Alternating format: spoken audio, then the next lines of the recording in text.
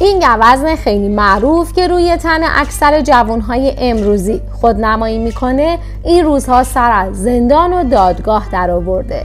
اونم نه به خاطر نشستنش روی لباسهای راحت و با کیفیت امریکایی، بلکه به خاطر خطاهای مدیرانش که این روزها به اتهام قاچاق جنسی دستگیر شدن و در زندان به سر میبرند.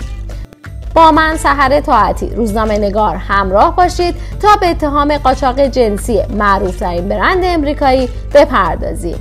این گوزن که معرف برند معروف ابرکرومبی اند فیچ هست، سال 1892 طراحی و به عنوان لوگوی برند ابرکرومبی اند فیچ جای خودش رو ثبت کرد.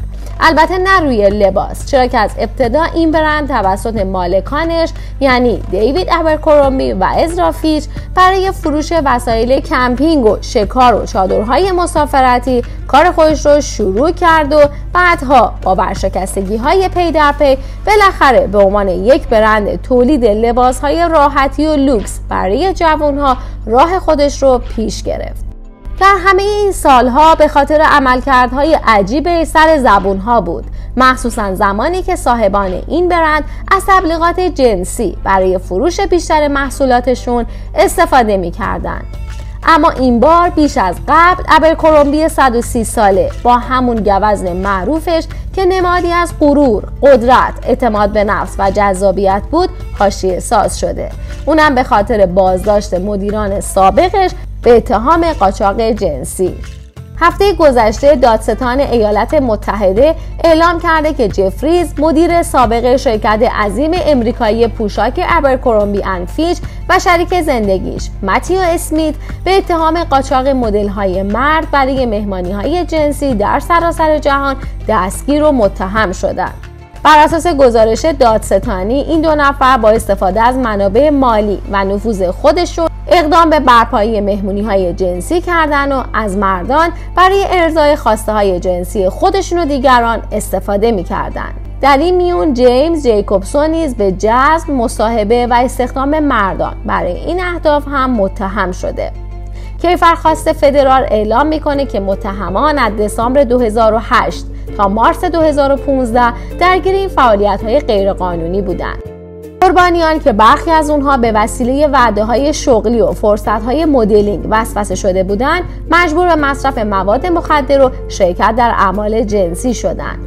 مایک جفریز که از سال 1992 تا دسامبر 2014 یعنی 22 سال به عنوان مدیرعامل ابرکرومبی اند فیچ فعالیت داشت، در کنار همدستانش 23 اکتبر 2024 یعنی دوم آبان ماه دستگیر و به دادگاه منتقل شدند.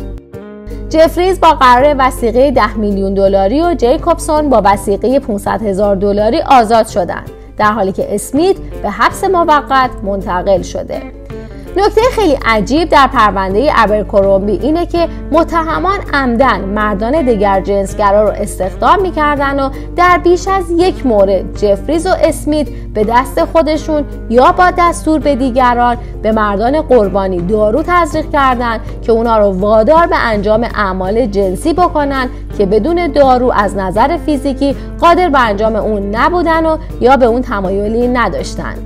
دادستان‌ها میگن بسیاری از این مردان مدل‌های بلند پروازی بودند که باور داشتن شرکت در این مهمونی‌ها به آینده شغلی اونها کمک خواهد کرد.